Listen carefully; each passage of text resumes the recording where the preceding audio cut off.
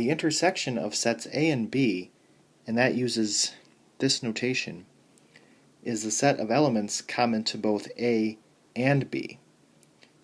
The union of sets A and B, and that uses this notation, is the set that contains all the elements that belong to A or B or both. So number 9 wants us to find the intersection of these two sets.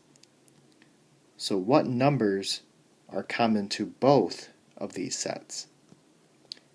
And that would be 2 and 4. So it has to be in both sets to be part of the intersection. Number 10, the intersection would be just the letter A. And number 11 has a lot of symbols, but there are no symbols that are common to both sets. So because there's no intersection, this will be the empty set.